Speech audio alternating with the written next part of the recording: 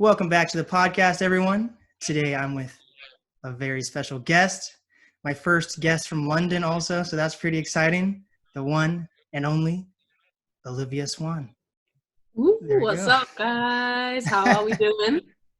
Yeah, man, like I listened to your single. I thought it was really cool. I liked the album art. Can you explain the album art? Because it's like a morgue and the Right. So the thing is, with this album artwork, I was like thinking about it for a while because it's my first single, right? I've been in the industry behind the scenes for a couple of years now, and I was like, right, this artwork in this song is super special to me. So I was like, right, this needs to be a little taster of Olivia Swann and what I'm about. And one of my biggest influences, I know we'll get into it later on in the podcast, but is hip hop. And I don't know how big of a fan of you are of Ice Cube, but one of my favorite albums of his was Death Certificate. And the artwork is like super kind of like gloomy and dark, and he's like standing behind this like morgue table with like, I think he has an American flag, and it's like real, a real dead body and everything. And I was like, okay, because I think it's really important, nowadays especially, everything's recycled, everything's kind of influenced by this and that and this and that. So I wanted to kind of just make sure it was kind of an ode to Ice Cube, really, because my artwork, obviously, it's like super bright, it's got like the cartoon elements to it, but the song I'm writing about is kind of a situation with a roommate I once had, and I was like really salty about her. So I was like, this is perfect. I'm just gonna like, a little bit Ice Cube meets Arthur kind of cartoon and just like use them together. So that's kind of like the inspiration behind the artwork. Yeah, Ice Cube is just so dope. He's actually my favorite member of NWA. Oh yeah. So, yeah. So that's the story behind it. Yeah, I'm all about hip hop. Like that's my thing. Like every morning I actually like wake up and look up like the new songs on like hip hop blogs and all that. So nice. Like, I know every single artist, and I'm trying to incorporate like new artists with young artists. So like I don't know if you know who Cocaine is, but I interviewed him, and he's really close to like NWA, and he's been on a lot of their courses and stuff like that. So oh wow, no, I'm gonna check him out. Like honestly, like I have that's the thing. I grew up. It was 1995, like the 90s, late 90s I was born. So my kind of go-to as a kid was like going to we had this kind of department store in England called Woolworths, and they had like, the CDs and the singles and the albums. So my go-to, what was out at the time, was like The Game, Tupac, Eminem, 50 Cent, G-Unit. Let me think, like loads of R&B, but those were the guys that I kind of initially gravitated to as a kid with a Walkman, Mm-hmm. So that was it's crazy though, because about around that time everyone was doing the Paramore and the Green Day, and I totally skipped that whole thing and just carried on with rap and hip hop, and have ever since. Yeah, like every genre likes hip hop though. Like even rock bands are trying to incorporate hip hop. Pop, of course, it's the cool genre. So. Oh, for sure. I remember one of my friends, so obviously before quarantine kind of went on, I was in Inglewood. I was working out in Inglewood. I don't know if you know 1500 or Nothing. Yeah, so they've got an academy out there. So I was at the academy one day, and we were talking about like the whole thing about rock and hip hop and how they're merging together. And I can't remember the name of the song, but this one guy, he showed me a Rage Against the Machine track. And it had like a West Coast hip hop vibe as the intro. And they were like one of the first kind of rock bands to really fuse that feel. And I was just like, hip hop is so powerful, you know what I mean? Like it really is. It transcends every genre, and everybody, uses some sort of element from it. So yeah, sure.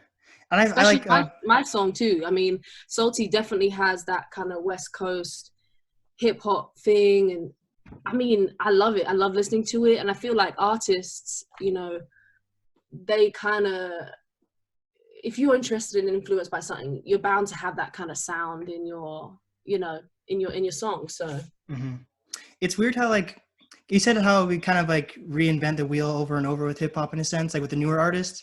But I think it's weird how like the reinvention is different versus like in the 90s, they used a lot of sampling, and that was like recreating music. But now it's like just recreating the same sound in a sense.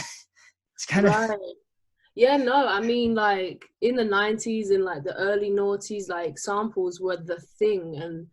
And even now, like I feel like classic rappers, you know what I mean? Like Jay Electronica and like Jay-Z and Kanye, they're still very much deep within the sample game. But like a lot of like the new school rappers, they're on a sound. They've got their own genre. Do you know what I mean? It's like it's very wavy. It's really cool. Like, but it's very different. But I think that's great though. I think that, you know, you need to bring something new to the table as well as referencing the past, you know? For sure. My favorite artist is The Game, honestly. Like you mentioned him. Like I like how he incorporates new artists, the older artists. Like on his last album that he says it's his final album, which I hope it's not, but if it is, Right. it's still a good final album. He had a whole song where it was just Sly. It was like from like the 70s. It's just a whole song dedicated to him. And like Wow. it was pretty cool. Was But that Born to Rap? Was it Born to yeah, Rap? yeah, yeah. Yeah. Born to Rap. Yeah, one of the producers I work with out in LA is called Tech Beats. He worked on that. He was working on that album for a long time. I love that record on that album. Oh, God, I can't. He has a feature with another guy. I can't remember his name, and they're singing and rapping. And he has Nipsey on there. He has a bunch of, yeah. I think it's a classic. I just think like, you know, tone and like rappers' tones. His tone is so distinctive and Yes. appealing to listen to, you know. So it will never change. It'll never Yeah. change. It just sucks. It just sucks. He's like, supposedly he's not getting like any money from that because he had a terrible lawsuit right beforehand. So like all his royalties for that album goes to like the person he's in a lawsuit with. So Oh wow. Yeah, no, I mean, business alongside music. It's a music business, so you gotta make sure your business is in check for sure. So how do you connect with like LA and all that if you're from London? How does that work for you? Yeah. I mean, it started, my kind of connection with the US started when I was around 18. So I was, at the time, just before then, I was working in Paris, and I had a place at a college in England for business. That was like the plan. But then I kind of found out about this audition for a music school in Boston called Berklee College of Music. So I went to the audition, kind of was like, fuck it, I'm just gonna go, like, you know, let's see what happens. And one of the people in my audition kind of like gave me a recommendation. So they were like, you really need to go, I'm gonna write you a recommendation, like, you know, whatever. So I got accepted. And yeah, I went there for 4 years, it turned out. So I just ditched I was never really into the 9-to-5 business route anyway. So yeah, I went to music school, and obviously that was East Coast, but a lot of people who went there were from LA. And like, for my kind of genre and my sound, LA is where it's at, you know. It's like hip hop and pop and R&B. That LA is like the hub, you know. It's full of creatives. So ever since then, I've constantly been making trips to network and like reach out and work with different people, as well as people I've met at school. So that's how it kind of started. Dang, that's a lot of money to spend on trips back and forth, probably. Well, you know, it's worth it, man. Because the thing was, the music's amazing, because when you do get gigs, they do pay you well. So it's just, you know, anything like any freelancer I'm sure can understand, you know, you have a skill, and those gigs and those performances and opportunities are well paid. It's just the quantity of them, you know. But yeah, no, I had friends, and, you know, you make it work. If you want something, you make it work. So, you know, I love LA. I absolutely love it. And it's so creative, and everybody out there is so hungry and passionate and open, you know, in terms of, you don't have to be, you know, Ariana Grande. If someone likes your sound, you have a chance of working with people, you know. I love it. Yeah. So where'd you build your team around? Like your managers and press and all that? Is it in London, or is it a mixture in LA and London, or how does that all work?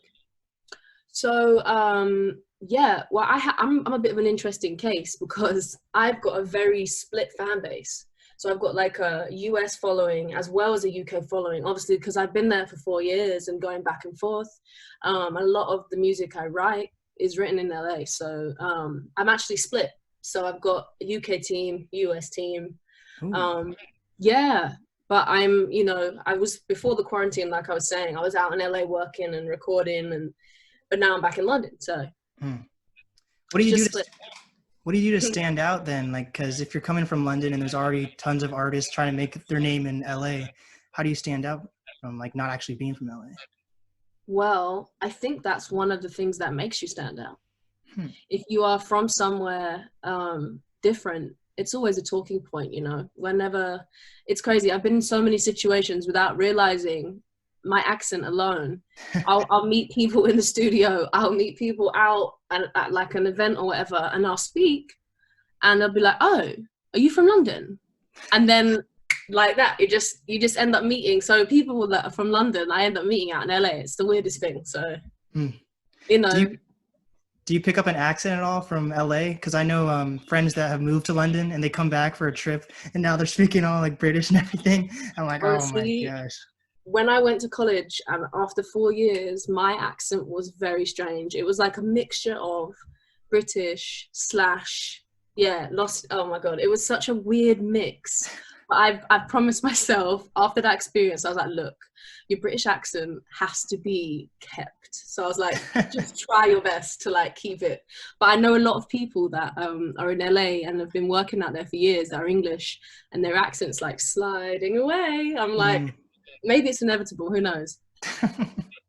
Is your goal to ever move just to LA, or do you like living in London, or how does that work for you? I love working in London. I love living in London. I think for right now, I would love to move to LA. I mean, it's on the cards anyway.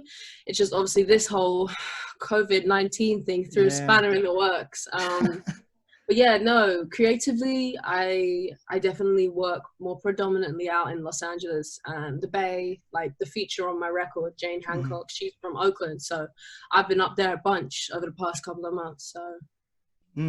How'd you get that feature? What made you decide to have a feature on your like debut single? Well, that's a good point. It's very full circle for me because Jane is somebody, a couple of years ago, I heard about her through a friend and I just fell in love with her musically. She is an amazing writer, and she's written for so many people, and now she's finally starting to, do her artist thing. And so I was like, right, I know I'm going to have to work with this girl. I'm going to make it happen. We're just going to have to wait for the right time. And we ended up connecting. We had like a mutual friend. And I was like, look, I'm looking for a feature for this song. Like, this song definitely needs this rap side. What I was saying earlier, like it's an homage to kind of 90s rap, West Coast. And she was like, look, like, let's just come up to Oakland and we'll get in the studio and I'll drop a verse and see if you like it. And then I went up to Oakland maybe 2 months ago and we got into the studio and it was just a perfect fit. Like, something's just right. And it was like, yeah, this is 100% where this record needed to go. It like elevated it exactly how I wanted it to. So yeah, this is just the first of many collaborations that we have planned. Yeah, that's exciting. I always love when there's an artist that has like one other artist they always work with consistently. Because then you see how they grow over time. Like the Jay-Z and Kanye album together, that was insane, Right. And then I think the Jay Electronica album and Jay-Z album, I think that's the Watch the Throne too, in my opinion. Because like Jay-Z's like completely on it, Totally, totally. That's the thing. Like, I think the beauty of collaboration too, it's not just the feature. You know what I mean? It's like the behind the scenes. It's who's working on the record with you, who, you don't always need a feature to be known. Like, you know what I mean? Like, exactly like Jay-Z and Jay, I'm sure the records that they weren't 100 all both featured on, there's always behind the scenes. And I feel like when you have an artist that you admire and you believe in, just being part of the creative process in any way is still as fulfilling as being on a record together, That was like, I think, wasn't that like his debut album also? Whose debut? Jay Electronica's? I'm pretty sure that was like his debut album. And that was crazy to have like someone that big like Jay-Z on the entire album. Like, I mean, look, if someone co-signs you, take it. Take it. Like, that's the ultimate co-sign right there. Yes. He's a literally. billionaire. It's insane. I know he's amazing though, and yeah, I know Jane. That's one of like her biggest inspirations and aspirations to work with him. So just wait, watch that Yes. space. Was it purposeful to like release your single during quarantine, or how did that all work out? I mean, we've been planning. So the music I've been getting together over the past couple of years. Like I said, I've been working and writing, and so we kind of already planned this year's release strategy. To be honest, for independent artists, I feel it's actually one of the best times to release music. You know, I get it if you've got a bigger budget and you're signed to a big label and you have to do like in-person press and radio tours, but for me, this is perfect. It's my first single. You know, people are on their phones more than ever, willing to listen to stuff and discover stuff more than ever. So really, like, I've been basically for the past 2 weeks getting this music video together, because my plan this year is doing track releases and then video releases. So I've just been in my cave getting all the work done. That's basically it. That's cool. Like, that's always awesome when there's like a debut music video also for a single. That's always exciting. Yeah, no, it's a crazy story actually. The second music video I've shot and I'm going to be releasing. Last year I was at Snoop Dogg's Grammy party, right? So yeah, it's a mad story actually, because I was at this Grammy party and it was at his like compound, kind of like, he has a recording studio in Inglewood. Like I said, I was working out in Inglewood. He had a compound across the street. So we went over 1500 and 1500 Sound Academy, went over there, and he had a party. And yeah, his music studio and his like cars and his games room. And I am like a big fan of like games and arcade games and everything. So I was like, yo, I have to go and do this. So me and my friend, we went into his games room, and there's like an arcade basketball. And I was like, okay, let's just like have some fun, whatever. And I ended up talking to this guy that was working for Interscope. And he was like, oh yeah, like I do videos for Interscope, whatever. And we were playing basketball against him. And like he beat me a couple times, and I'm like very competitive. So I was like, okay. I said to him, I was like, look, let's just play one more game. And if I win, how about we work on a deal for my first music video? And he was like, okay, because he'd won twice. I was like, he thought it was not going to happen. And then, you know, we played the game and ended up beating him by 20 points. Literally. So I was like, come on. So yeah, that's how the first music video I ever shot came about. Wow. I know. Literally, trust me, arcade basketball, I'll play anybody. Actual basketball, I'm still working on it, you know. Still working on it. That's exciting though. What the heck? Like making connections is like that's how you get far in the music industry, you know? So I mean, look, like I was a complete fool. After I won that game, I was like, yes, come on. I was so excited. But yeah, I mean, look, sometimes the like best connections and best things that happen are actually not through the music itself. It's just finding similar, you know, interests or whatever. Yeah, it's great. It was a great event, and I got a music video out of it, so I was well happy. And yeah, I think it's important for people to connect with people behind the scenes as well, you know, like you don't always have to first start out meeting the Jay-Z. Maybe you're meeting like one of his producers or his camera guy even. Absolutely. I think that's so important, you know. It's all about timing. I think for me as an artist, I've had the time over the past 8 months to really figure out my sound and, you know, the brand and the aesthetic. Like, I'm so blessed to have met a really amazing creative designer. You know, he hand drew my font, and, you know, I'm really into animation and illustration, and together we made like my own logo that's like an animation. So if you go on my socials, you'll see, like, it's amazing, like, to be able to have like tailored aesthetics is what I'm all about. So it's great.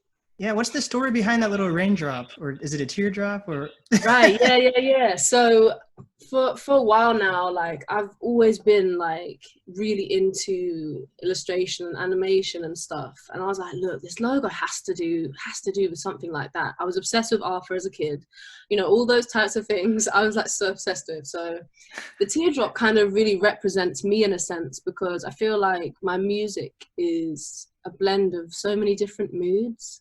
Like I've got some tracks, obviously no one's seen it yet, but the first track is very kind of cheeky and playful and witty. And then there are other tracks that are, further down the line, a bit more raw and honest. And the teardrop, it's great. It's both of those things. You can be sad, you can cry happy tears. He's got a little bit of a playful side to him. So I just wanted like a visual representation of me, really. Mm. Yeah, the laughing crying emoji, that's like my favorite emoji out there, Right, literally. And that's the thing, the birth of emojis too. I mean, I was like, it's literally so perfect now. So now like my little teardrop, he's called Otto, right? He has his own GIF. We have like our own AR filter. I'm just like so gassed every time I'm on Instagram. I'm like, oh my god, this is so sick. It's great. I love it. That's awesome. So how do you go about promoting yourself? Like what are some unique ways you go about? Do you like TikTok or anything like that? I'm just starting to get into TikTok. I love TikTok. I think it's so cool. I think, yeah, like I know they used to have TikTok a couple of years ago. I think it was called Musical.ly. I don't know if you've ever heard. Yeah. Right. That's what I'm saying. Like rebranding is amazing. But yeah, TikTok I think is really cool. Instagram is a huge tool. I think the majority of people I work with I actually have met on Instagram. So that's a big tool. I think in the generation that we have, you just have to kind of like be as true to yourself as you can, and just be consistent with everything. Just keep posting, keep showing everybody who you are, and I think genuinely, like over time, the right people will like know who you are. But that's how it's been for me anyway. So yes, yeah, that's the thing. Like even if you're not the best artist out there, if you can consistently put out work and keep growing, people are going to recognize you. That's what's so cool. It's like the universe is paying you back if you're passionate about something. But it's like we could be like one song away, and if you give up before that song, you could have been signed after that next song was released.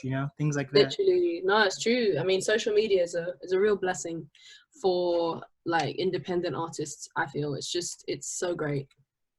Yeah, it's awesome. What is that Rico Love album, Woman of R&B, or what is that? Yes. Okay. So this was very crazy. When I got the news, I got the word. So long story, I'll cut it short though. Last year, I saw on Instagram one of my writers, like what I write with, she kind of sent me a post and she was like, oh, Rico Love's doing a new project and he's looking for, emerging, rising stars of R&B. And so like, he's got like 600,000 followers on Instagram. So I was like, oh my God. And he was like, tag below. I was like, I'm not going to do that because no one, you've got to make sure you've got to find people that So I ended up messaging his engineer and sent him over some music. And literally within the same day, his manager gave me a call.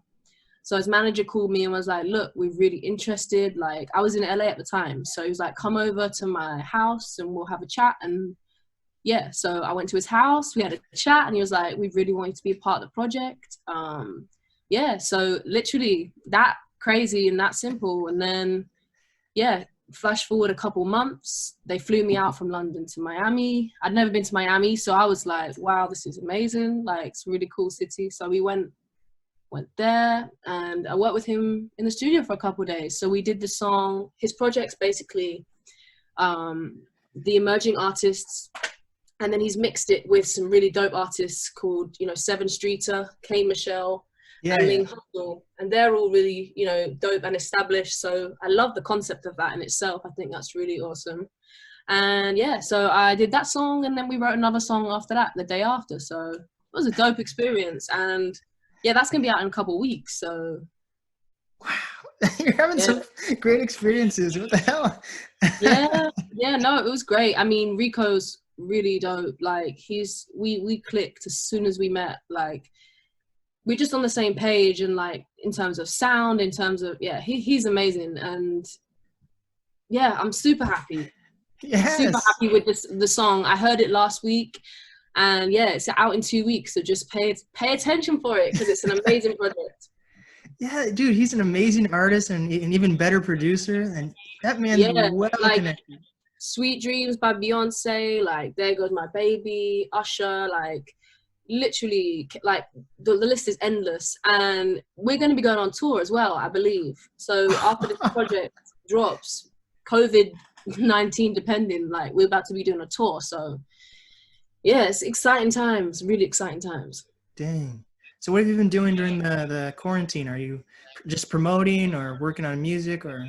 Well, yeah, obviously my single dropped last week. So me and my manager and our team, we've kind of been working on the release and doing interviews such as this one and like a whole bunch of different stuff for that. I've got music coming out all throughout the year. So I've been planning for that. And to be honest, quarantine is a bit more of an extreme case, but I feel like a lot of creatives, this is not that far away from normal life anyway, because, we're writing, working, creating most of the time by ourselves anyway, What are your opinions on the coronavirus in like London right now? I try to do like a little research about London, but like it's definitely better to hear from someone who's actually living there. Yeah, I mean, for me, I was in LA. So when this whole thing came about, I was in Los Angeles, and LA, when I was there, was taking it more seriously. So I had 3 weeks of lockdown in LA before I came home. So, and when I was in lockdown in LA, my family and friends back in the UK weren't. So it was kind of a delayed reaction. In London, I feel like everybody wasn't taking it as seriously, that the news wasn't spreading like how quick this virus was spreading and how much damage it could cause. So yeah, I came home, God, I lose track of days, with all this quarantine stuff. I think I came home like 4 weeks ago. I mean, everybody here really is taking it seriously, and every week we clap for our carers. So we have like throughout the whole of the country, we go outside at 8 p.m. on a Thursday night, and everybody claps, and like there's a big community spirit, which is amazing. But 26,000 people have died so far in our country, so that's a lot considering we are smaller than Texas. So it's pretty mad. Pretty mad. What about yourself though? How's it in Seattle? People should be taking it more seriously than they are. Like we're starting to get complacent, which is kind of good, but like there's definitely people getting arrested at like parks and stuff for staying out and trying to do like volleyball tournaments during the quarantine. I'm like, what the hell are you doing? Right. But I think after like such a long time inside, people are like desperate to get outside, Yeah. Like but I'm sorry, I was going to say the blessing that we have over here, though, we have a national health service. So we have like a public health service, which is literally saving our entire population. That's the one thing. That's one of the main reasons I came home from LA too. Like we had to come home because our health insurance was void. I couldn't get covered out in the US, and I was looking up and speaking to different people and professionals, and it was thousands of dollars if I needed to get treated for corona, and I was like, deuces, I'm heading out. Like, so I just, I feel grateful for that in itself in England, like hope everybody in the US is covered, got some sort of protection. Yeah, we definitely need to work on testing. I think that'll help a lot, but yeah. This is probably going to be around for a while. Did you watch the new documentary that came out yesterday on Netflix? No, I didn't. I didn't even know there was a documentary on Netflix for that. Yeah, J.K. Simmons is like the narrator for it, and they're going to like release an episode every week or something like that. So the first episode came out yesterday, and it was really informative. So damn. Yeah, no, I mean, I'm blessed in a sense. I have a couple friends that are doctors and things like that, so I'm kind of getting real time kind of updates in terms of what's going on, but I do think like even when the lockdown ends, people still are going to be very kind of aware about the situation. Yeah I just yeah, it's a scary thing. I have a second podcast too, and that's dope. it's a pretty. The title is BBC, which stands for Blake Burton Conspiracies, and Oh, snap. and we did like a coronavirus episode. I have a co-host, and we had like 9 people on that because we're just doing tons of Zoom interviews, so it's easy to have 9 people on.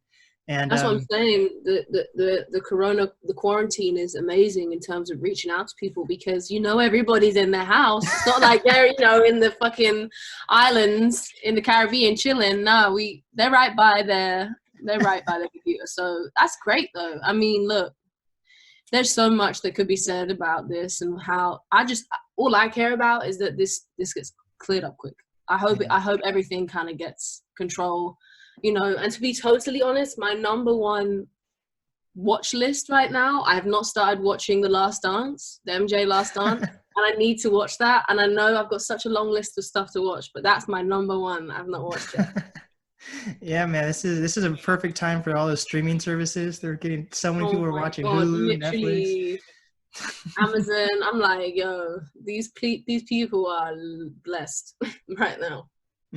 Yeah, I bet even especially Amazon with getting like all the overnight like buying packages and stuff, you get overnight. So like that's what we've been doing at my house. So anything we need, just overnight. There it is. No, for real. It's crazy, to be fair. That's one thing I noticed is a difference. When we were on lockdown in the US and LA, we went to like the stores and stuff and the grocery stores, and the supplies were definitely worse affected than in where I'm at right now in the UK. We have like pretty much everything that we need out here. Whereas like when I found, I'm serious, I was like looking for eggs for like a week and a half. And then I remember I was in Whole Foods and I saw they were stocking up. I was like, oh my God, eggs. And I was just like, yes. And I went to this lady. I think they thought I was crazy at this point. I was like, I have not seen eggs in like 2 weeks. Oh shit. But for real, like you couldn't get toilet paper, you couldn't get water, you couldn't get eggs, you couldn't get, like freezer. The whole freezers were completely cleared. I was like, this is crazy. Yeah, it is. Yeah, mad. But yeah, it's really exciting everything that's happening for you right now. And I enjoyed your single, the album art, your mascot. Is it going to be called a mascot or? I think that's what I don't know. I'd say probably my sidekick is a cool word. Yeah, sidekick. But yeah, no, like honestly, this is just the beginning, and I really do appreciate like people such as yourselves taking the time to like showcase that light for rising artists, because it's only the beginning. This is the first single. Yes, for sure. And I'm all about making like long-lasting connection with all my guests and everything, and I want to see you succeed and all my guests succeed. So. Thanks, man. I appreciate it. Thank you.